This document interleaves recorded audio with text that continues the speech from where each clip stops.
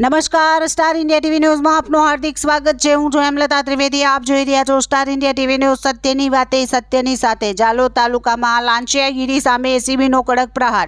Toll free 1064ની ફરિયાદ પર તલાટી ક્રમ મંત્રી ₹5000ની લાંચ લેતા રંગે હાથ ઝડપાયા। જાલોદ તાલુકાના ઢઢેલા તથા ઈટા ગામ ખાતે આરસીસી રોડ અને સામૂહિક શૌચાલયની કામગીરી પૂર્ણ થયા બાદ વહીવટી કાર્યવાહી માટે લાંચ માંગવાના ગંભીર પ્રકરણમાં મહીસાગર એસીબી પોલીસ સ્ટેશન દ્વારા સફળ ટ્રેપ કાર્યવાહી હાથ ધરવામાં આવી હતી। ટોલ ફ્રી નંબર 1064 પર મળેલી ફરિયાદના આધારે ગોઠવાયેલા ટ્રેપ દરમિયાન તલાટી ક્રમ મંત્રીને ₹5000ની લાંચ સ્વીકારતા રંગે હાથ ઝડપવામાં આવ્યા છે।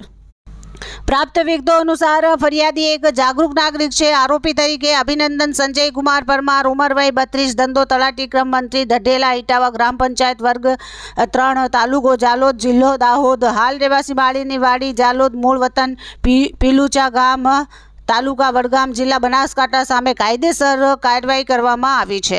ફરિયાદ મુજબ વર્ષ 2024 દરમિયાન ઢઢેલા તથા ઈટા ગામ ખાતે આરસીસી રોડ અને સામૂહિક શૌચાલયની કામગીરીને વહીવટી મંજૂરી આપવામાં આવી હતી। કામગીરી પૂર્ણ થયા બાદ સીસી ફોર્મ ભરવા, આગળની બિલો મંજૂર કરાવવા તથા અન્ય વહીવટી પ્રક્રિયા પૂર્ણ કરાવવા બદલ આરોપીએ ફરિયાદી પાસેથી કુલ ₹30,000ની લાંચની માંગણી હતી।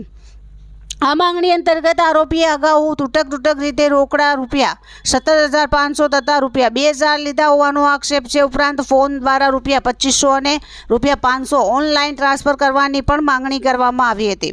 ત્યારબાદ ફરીથી વધુ ₹5000ની માંગણી કરતા ફરિયાદીએ લાંચ આપવા ઇનકાર કરી એસીબીનો સંપર્ક કર્યો હતો।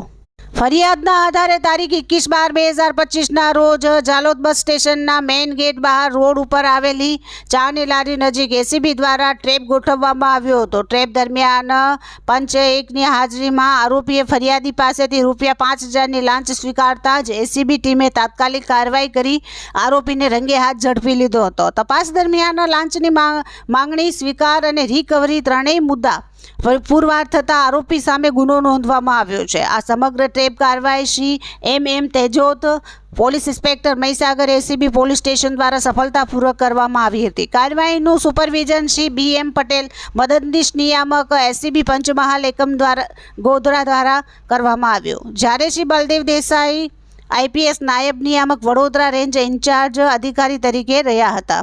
આ ઘટનાથી એક તરફ સરકારી તંત્રમાં લાંચિયાગીરી સામે એસીબીની સખત કાર્યવાહીનો સ્પષ્ટ સંદેશ મળ્યો છે, તો બીજી તરફ સામાન્ય નાગરિકોને ટોલ ફ્રી 1064 દ્વારા ભ્રષ્ટાચાર સામે અવાજ ઉઠાવવા માટે પ્રેરણા મળી છે।